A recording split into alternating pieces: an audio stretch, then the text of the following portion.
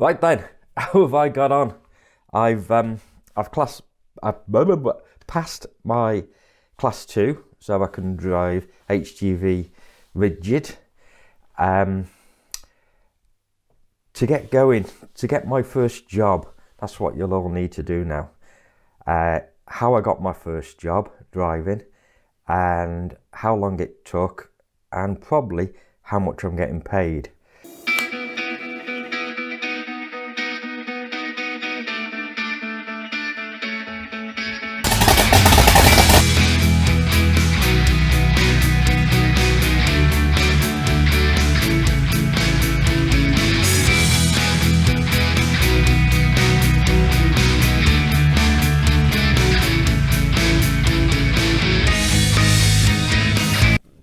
Let's start at the beginning. I'd already written out some CVs, updated my CVs. There we go. I just kept them to 2 pages, and the way I'd laid that out, I'd put name, address, contact details.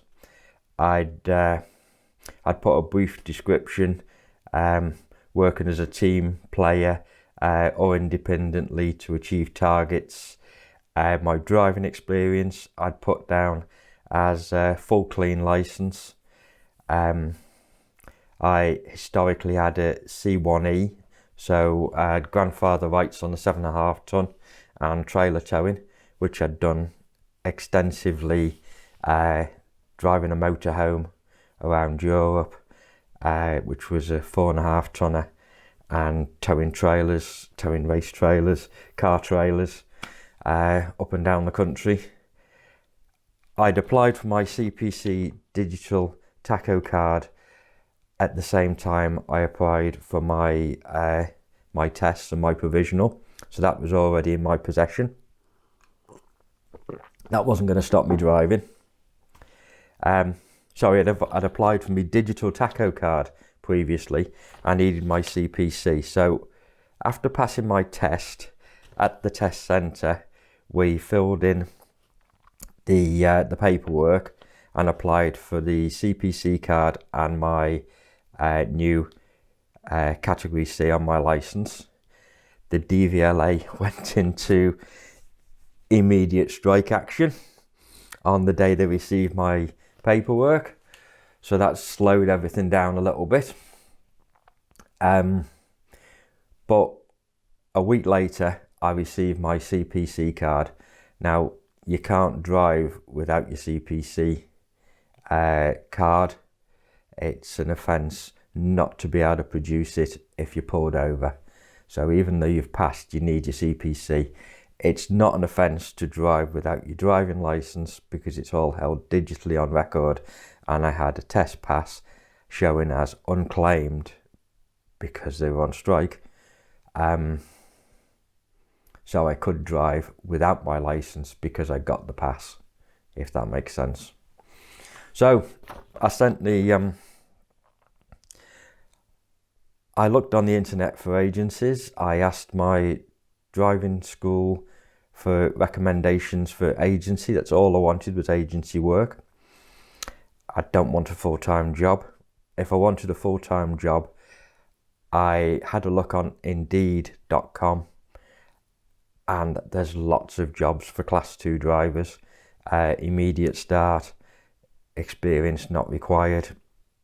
It's easy to pick up a class 2 driving job like that full-time. That's not what I wanted. I'm effectively retired and I just want to drive part-time 2 or 3 days a week. So I put together a CV, type of qualifications, type of driving experience. I'm also a advanced driver observer, so I help others achieve their advanced driving accreditation. I hadn't done multi-drop, but I had worked 4 or 5 years as a part-time locksmith, driving all over the local area. Say local, everywhere from Aberdaron at the end of the Flint Peninsula in North Wales to Liverpool. Chester, Wrexham area, literally the whole of North Wales and the Wirral, and a little bit.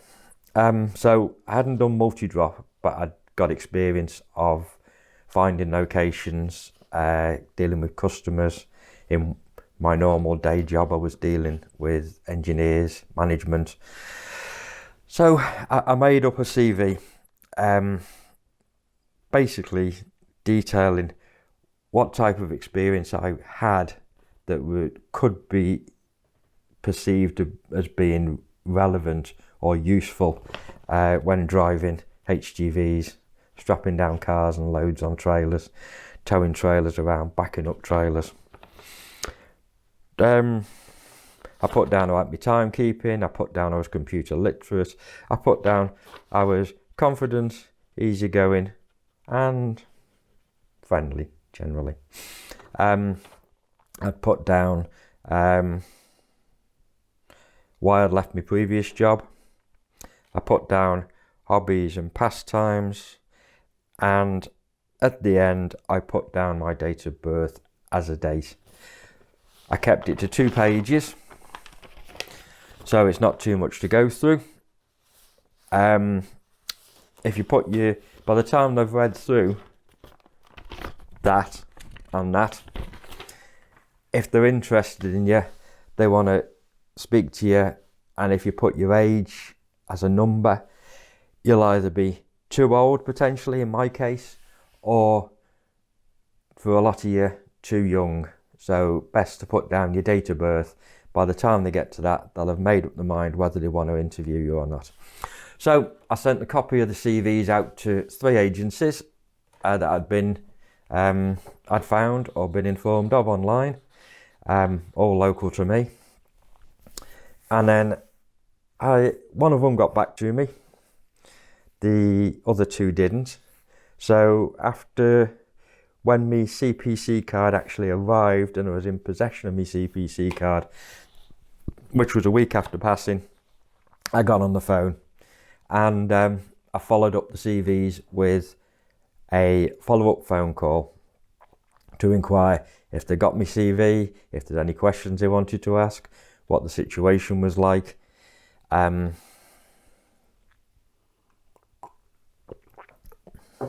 this point, I probably need to point out I'm in a slightly different situation to most people, where I've retired, I've got a pension, I've got no bills to worry about, I've not got the pressures of paying the mortgage, I've not got the pressures of supporting the family. I've got a really easy life, to be honest. I'm only working because for my mental well-being, and I enjoy it. So it would probably be different for a lot of people. You've potentially had a loan to do your training, you need to pay your training off, you need to get out to work, you need 5-6 days a week. I'm not in that position. I made this perfectly clear. Anyway, so one interview, the first company was basically a telephone chat. The other 2 interviews, they arranged for me to pop in and have an interview. It's more of an informal chat. I thought there was no pressure or anything. It was really nice. So I went along to I'm reading through my notes here. I went along to the first interview, and again I explained my situation. I'm just looking at part-time work now, bit of holiday money, bit of beer money, so 2 days a week, 3 days a week max. They had a good chat, asked a load of questions, what the hourly rate was, what the sort of start times were, what sort of loads they'd be carrying, what the customers are like. I explained that I'm fairly used to dealing with customers, dealing with people. So both interviews went really well. I thought. They were very helpful. Filled in all the paperwork, introduced myself, and went home, wait for the phone call. Right, so we've got 3 weeks in before the Category C went onto my licence. So I'd got a unclaimed pass until exactly 3 weeks after they received the paperwork, and then it went to a Category C on my licence, so it was actually a pass. We're now 3 days after that, and I've still actually not physically received the licence in the post. I'm expecting it today because today's a Monday, so fingers crossed, expecting it today. Just having a little read through. Right, I think that's about it. So the pay scale.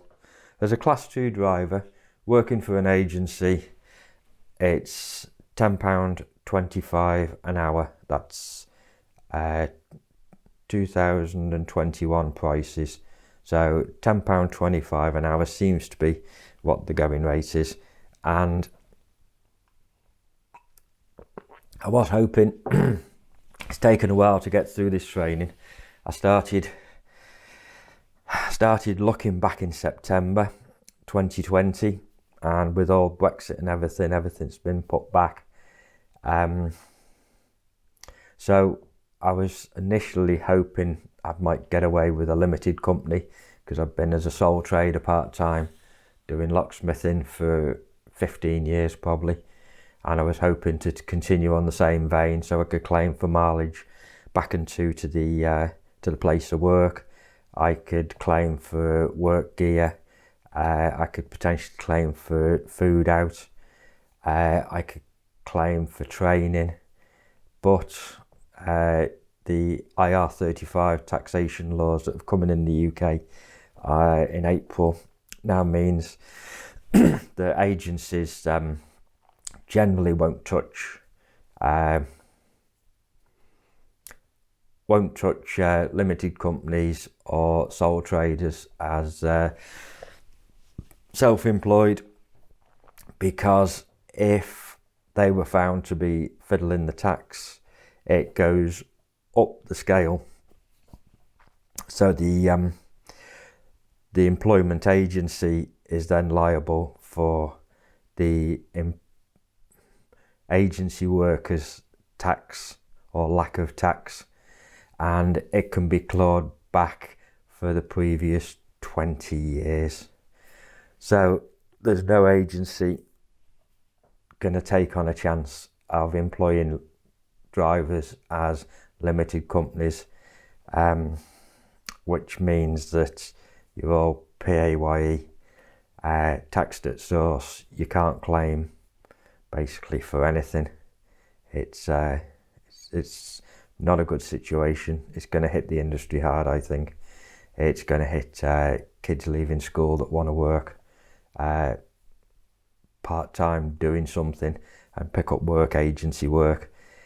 It's until they get themselves sorted with their own businesses, it's gonna kill the entrepreneurial spirit in the UK.